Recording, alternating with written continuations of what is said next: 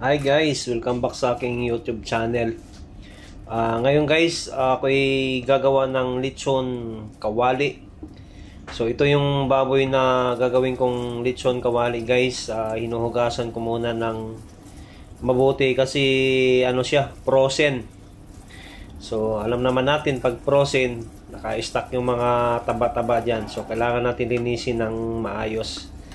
Kaya ito nililinisan ko ng maayos mga kapatid. So ayan, malinis na. So ninisipan natin uli para at least safe yung kinakain natin. Lagyan na natin ng tubig para ating pakuluan, para hindi siya mahirap prituhin pag ano na mga kapatid, ito na. So ayan, lagyan ko muna ng sibuyas, paminta at asin para may konting lasa. So ito na mga kapatid, pakukuluan lang natin to at ilagay lang natin yung apoy sa medium heat. So habang nagpapakulo ako mga kapatid, gagawa muna tayo ng sausawan. Ito, binabalatan ko na yung sibuyas. So masarap to sa tuyo at suka. Ayan mga kapatid, haluan pa natin ng siling pula, labuyo. Ayan, tapos lagyan natin ng isang kutsarang paminta. Ay nako, napakasarap mga kapatid. So ayan. Sana nakakuha kayo ng tips sa aking tutorial na paano gumawa ng lechon kawali. Napakasimple lang naman mga kapatid. Ayan, hiwa-hiwain lang natin ng maliliitong sili. Ayan, napakaraming sili nito mga kapatid. Maanghang talaga to. Itong masarap sa lechon kawali pag ang sawsawan ay maanghang. Talagang maparami ka ng kanin. So rami ka talaga ng kanin dito sa ginagawa kong sawsawan guys. Ayan guys. So halo-haloy lang natin yan. Tapos lagyan natin ng 2 kutsarang suka. Huwag natin damihan kasi maasim. Saka tuyo, ayan. Pag nagpantay na yung tuyo dyan sa sibuyas saka sili, pwede na yan. Ayan, lagyan natin ng paminta. Ayan, halo-haloin lang natin habang nagpapakulo tayo mga kapatid. Ayan, mix-mix lang natin. So ayan na, sarap na ng sausawan. So ito na yung pinapakuluan natin. Malambot na siguro to. Ayan. Babaliktarin lang natin ng isang baliktad pa para magpantay yung luto. So ayan mga kapatid. Lagay lang natin yung apoy sa medium heat. Huwag na natin masyadong palakasan para hindi manigas yung karne ng baboy. So gagandahan yan, mabango yan kasi mayroong paminta, sibuyas, saka kunting asin para magkalasa na siya. So ayan na yung pinakuluan kong baboy para gawin nating lechon kawali mga kapatid. Umuusok-usok pa talaga. Yung iba nito pinapalamig bago prituhin para malutong na yung balat. So optional lang naman yan, pero ako ayaw ko na palamigin. Kasi matagal pa pag lamigin ko pa ng 1 oras. So parehas lang naman yan, kakainin mo rin yan, maging malutong din ang balat niyan pag naprito na. So ayan, hiwain lang natin yung balat niya ng ng 3 hiwa para maabsorb yung mantika sa loob para magpantay yung luto niya. So ayan. Ganyan lang guys paggawa ng ng lechon kawali. Depende naman sa inyo kung paano ang style. Yung iba hindi naman hinihiwa, tinusok-tusok lang sa tinidor, pero ako hiniwa-hiwa ko.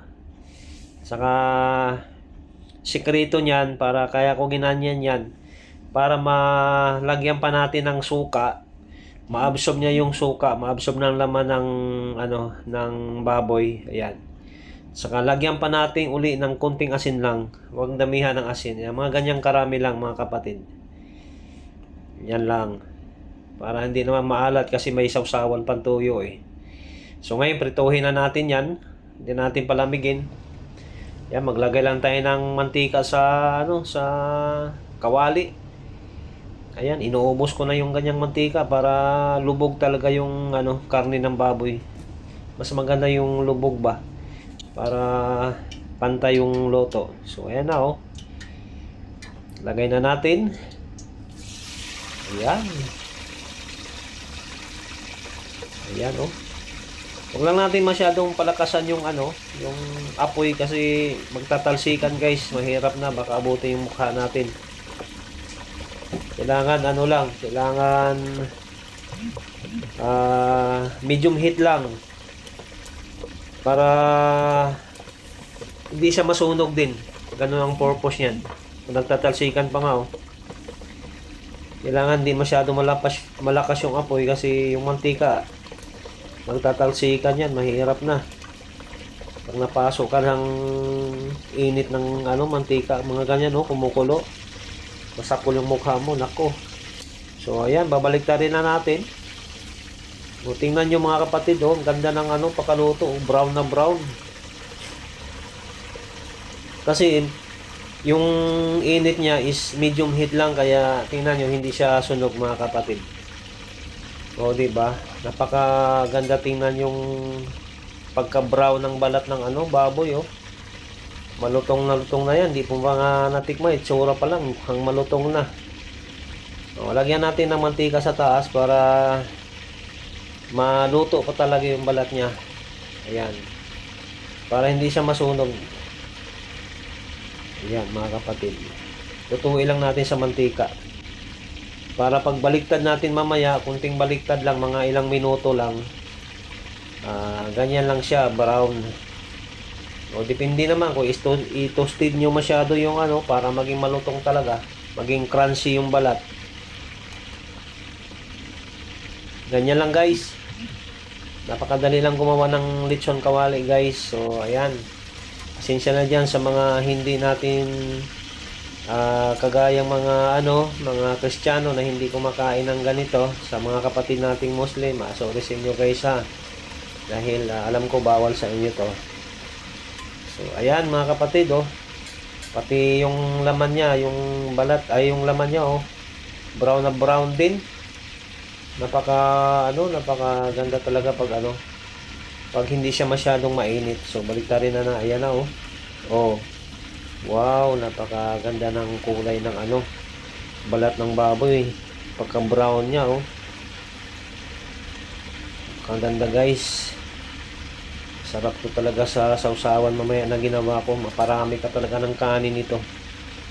So ganun lang mga kapatid pag gumawa tayo ng ano, ng lechon kawali. So depende naman sa inyo yan kung paano niyo gawin.